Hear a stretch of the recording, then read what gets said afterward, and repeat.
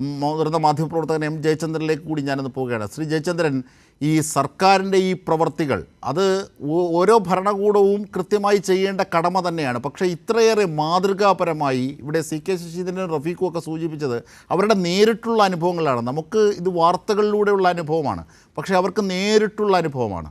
ആ അനുഭവങ്ങളിൽ നിന്ന് അവർ വരച്ചിട്ടതാണ് ശ്രീ ജയചന്ദ്രൻ. അത് മാത്രമല്ല, കാവൽ നായ്ക്കളെപ്പോലെയാണ് DYFI അവിടെ നിന്നത്.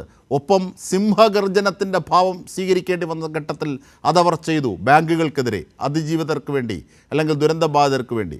ഇങ്ങനെ എല്ലാ ഘട്ടങ്ങളും പൂർത്തിയാക്കി പോകുമ്പോൾ ഇതൊക്കെ യാദൃച്ഛികമായി സംഭവിച്ചതാണോ? ഇതിൻ്റെ പിന്നിലുള്ള ആ നിഷ്കളങ്കമായ, സത്യസന്ധമായ, ആഴമുള്ള എഫർട്ട് അത് എത്രത്തോളമാണ് ഒരു മാധ്യമപ്രവർത്തകൻ എന്ന നിലയിൽ താങ്കൾക്ക്?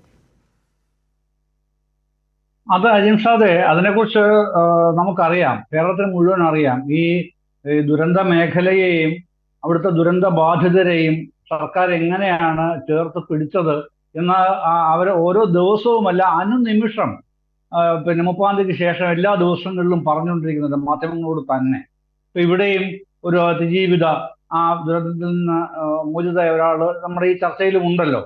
അത് പറഞ്ഞുകൊണ്ടിരിക്കുന്നുണ്ട്. സർക്കാർ അത്രത്തോളം ചെയ്തിട്ടുമുണ്ട്.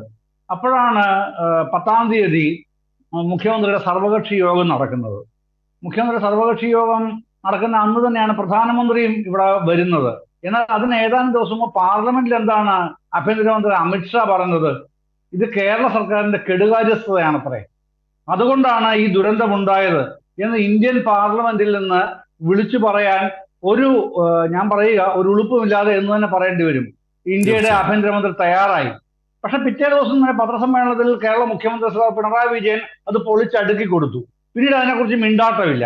അപ്പൊ തന്നെ നമ്മളെല്ലാവരും സംശയിച്ചിരുന്നു ഇത് ഇവരുടെ ഒരു ട്രാപ്പാണെന്നുള്ളത്. ആ ട്രാപ്പിലേക്ക് ഓരോ ദിവസവും കൂടുതൽ കൂടുതൽ വലിച്ചഴയ്ക്കുന്നതാണ് പിന്നീട് കാണുന്നത്.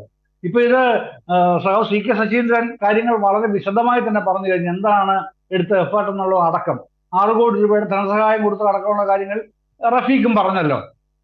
ഇതുവരെ 6 കോടി രൂപയാണ് കേരള സർക്കാർ കൊടുത്തിരിക്കുന്നത് അതിജീവിതർക്ക് വേണ്ടി, പിന്നെ അവരുടെ ആശ്രിതർക്ക് വേണ്ടി എല്ലാം കൊടുത്തിരിക്കുന്നത്. ഇനിയിപ്പോ പുനരധിവാസം താൽക്കാലികമാണ്, സ്ഥിര പുനരധിവാസം വേണം. അപ്പോഴൊക്കെ അത്തരം കാര്യങ്ങളൊക്കെ ഉണ്ട്. അതിന്റെ ചർച്ചകൾ നമ്മുടെ ഈ ചർച്ചയിൽ തന്നെ തുടർന്നുണ്ടാവുമെന്ന് ഞാൻ വിചാരിക്കുന്നു. അപ്പോഴത്തേക്ക് ബാക്കി കാര്യങ്ങൾ വിശദമായിട്ട് പറഞ്ഞാൽ മതി. ഏതായാലും ഇവിടെ പ്രശ്നം കേരളത്തിൻ്റെതല്ല. കേരളത്തിന്റെ ഈ പ്രശ്നം ദേശീയ തലത്തിൽ തന്നെ വലിയ രൂപത്തിൽ ആൾക്കാരെ എല്ലാം വേദനിപ്പിച്ച ഒരു ദുരന്തമാണ്. പക്ഷെ ആ ദുരന്തത്തിനെ അവിടെയും രാഷ്ട്രീയവൽക്കരണം എങ്ങനെ കൊണ്ടുവരാം എന്ന് ആലോചിച്ച ഒരു കൈയുടെ ഒരു ഇലയോളം വലിപ്പമുള്ളത് പോലും ഈ കേരളത്തിന് ഇതുവരെ നൽകിയിട്ടില്ല. പക്ഷേ ത്രിപുരയിലടക്കം നൽകിയത് സന്തോഷമാണ് അവിടുത്തെ ദുരിതബാധിതർക്ക്. കാരണം എല്ലാ ദുരിതബാധിതർക്കും ഒരേ മുഖമാണ്, ഒരേ വേവ് ലെങ്താണ് അവരുടെ ദുഃഖത്തിന്. പക്ഷേ അവർക്ക് നൽകുകയും ഇത്രയേറെ പേർ, ഈ 2 ഗ്രാമങ്ങൾ മുഴുവൻ ഒലിച്ചു പോയിട്ട് അവർക്ക് 1 രൂപ പോലും നൽകാനുള്ള ആ ഒരു സമഭാവനയില്ലാത്തത്, അത് ഒരുപക്ഷെ ആ സമത്വത്തിനെതിരാണ്. ത്രിപുരയ്ക്ക് കൊടുത്തത് അഹിംസാദ്, ത്രിപുരയ്ക്ക് 40 കോടി രൂപ കൊടുത്തതിൽ നമുക്ക് ഒരു എതിർപ്പുമില്ല. നമുക്ക് സന്തോഷമാണ്. പക്ഷെ നമുക്ക് അർഹത ഉണ്ടായിരുന്നത് നമുക്ക് മഴക്കെടുതിക്കാണ്. മഴക്കെടുതിക്ക് പ്രാഥമിക സഹായമായിട്ടാണ് 40 കോടി രൂപ ത്രിപുര സംസ്ഥാനത്തിന് കൊടുക്കുന്നത്.